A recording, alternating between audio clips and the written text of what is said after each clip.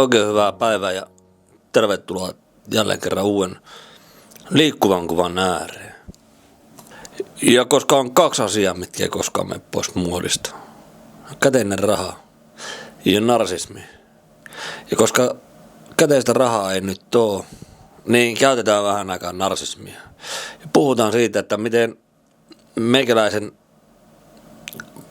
valokuvat ja kuvat näyttää siltä, miltä ne näyttää ja miksi ne näyttää, mitkä on ne vaikuttavat tekijät. Mulla on kuvatyylinä on aika paljon fine art tyyli.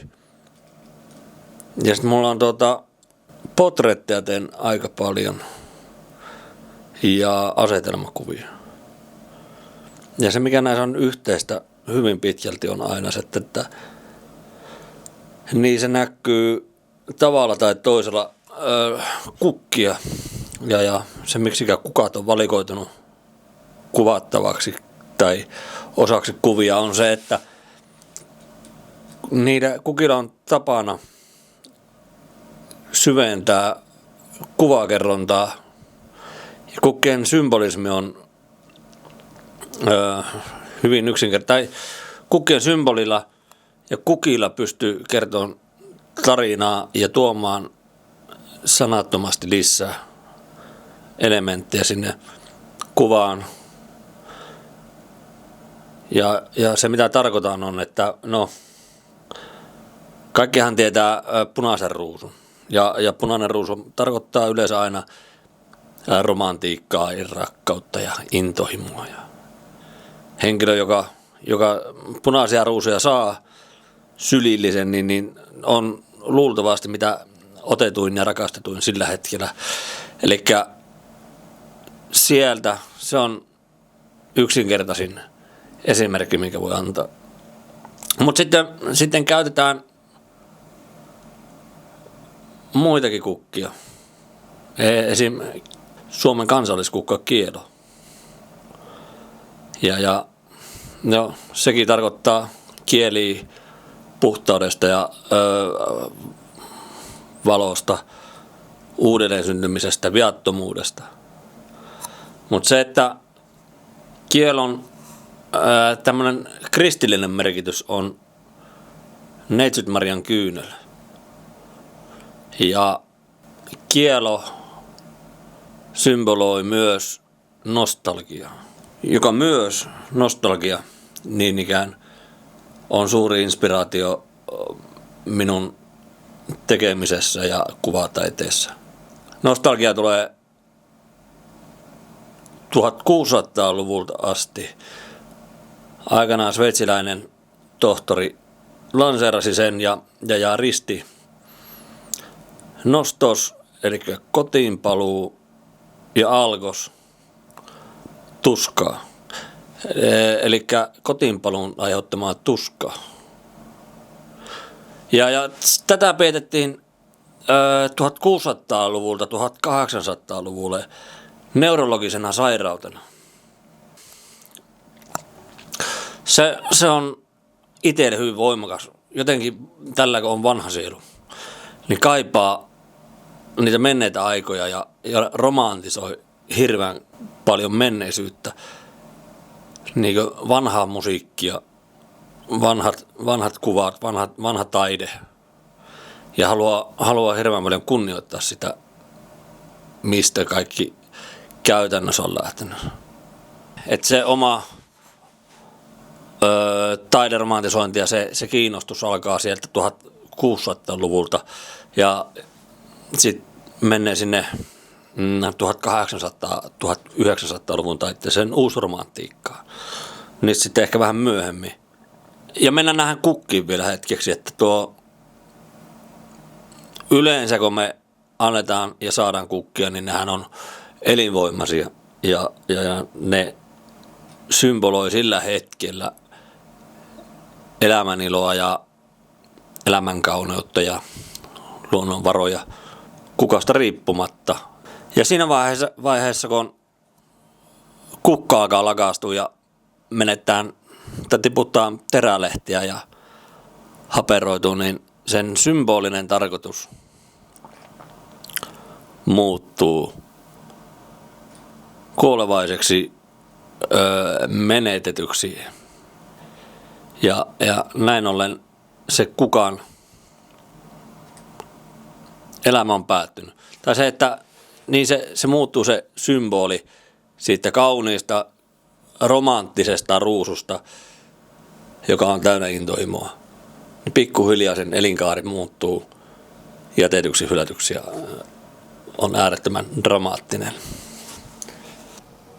Mitäs mulla oli vielä? Myös väreillä on suuri merkitys. Puhutaan, niin kuin esimerkiksi kukkien väreillä on totta kai. Ja puhuttiin äsken punaisista ja valkoisista, mutta sitten, että lähdetään vaikka yleisesti ottaen värejä käyttämään, niin valkoinen, kuten sanottu, että on puhtautta, viattomuutta, uutta alkua, niin joissain kulttuureissa ja konteksteissa valkoinen on kuoleman ja kadotuksen väri, kuten myös musta, joka yleisesti meillä päin sitten mielletään suruun ja siihen kadotukseen, kuolemaan, menetykseen. Punainen on sitten, kun oli puhetta tuosta ruususta, niin eli se on niin rakkauden ja intohimon väri, mutta myös veren väri. Ja tämä on sitten semmoinen asia, mitä voin sitten sivuttaa ehkä myöhemmin toisessa videossa ja miten sitä voi käyttää. Vihreä on menestyksen väri, luonnon voima. Violetti on mystiikkaa, luovuutta. Violetti oli myös aikoinaan arvokkuuden väri, koska se oli pigmenttinä ja värinä tosi vaikea saada ja kallis, arvokas. Joten kuvataiteessa sitä käytettiin sitten niin korostamaan arvokkuutta. Ja se on hyvä väri. Pidän siitä. Ja miten tämä musiikki, niin kuin aikaisemmin sanoin, että miten se vaikuttaa omaan tekemiseen. Se totta kai ne värit tai aasinsiltana, niin suuresti ihailemani mies on Tapio Rautavaara ja sillä on niin Reissun mies ja kissa kappale. Reino Helismaan sanottama ja siinä laulusahan se musta kissa on metafora kuolemalle. Ja no se on syy, miksi mulla on musta kissa, minkä takia mä olen aikoinaan ottanut. Ja se musiikki, mikä on niin kuin Tapsa Rautavaara on, niin se musiikki on tosi lämmin ja semmoinen vanha musiikki, että se tuo nostalgian pintaan ja tulee hyvin lämmin ja kotoisa olo. Oli se sitten vaikka Bad tai Laila Kinnunen, äärimmäisen hienoa musiikkia tehnyt. Tämmöisiä Olavi Virta. Jos mennään vielä sinne asetelmakuviin. Vanitas-perinne kantaa turhuuden sanomaa. Ja vanitas on niin turhuutta tarkoittava.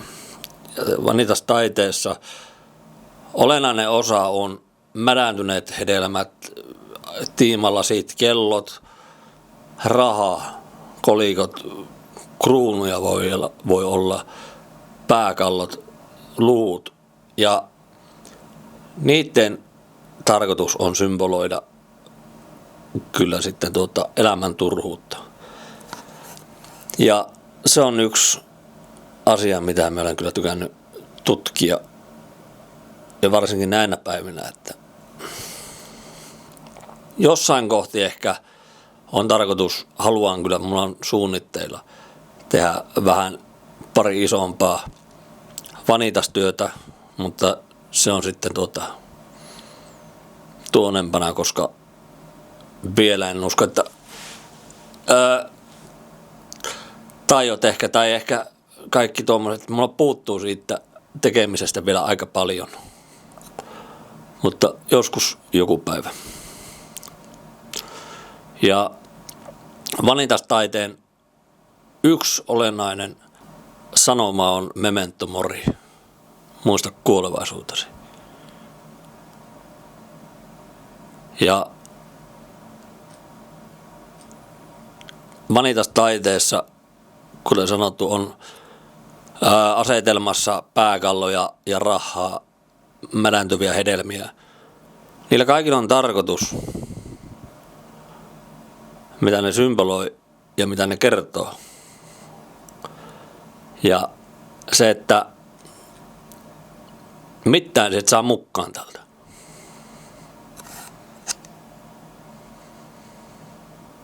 Ja kun katsoo tätä nykypäivää touhua, niin ei tällä näyttää epätoivoiselta omaa silmää, niin mieluummin yritän kaivella omasta sielun sopukoista sitä nostalgiaa ja memento moria.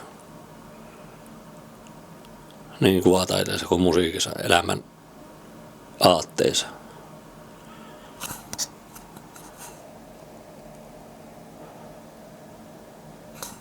Sitä se on.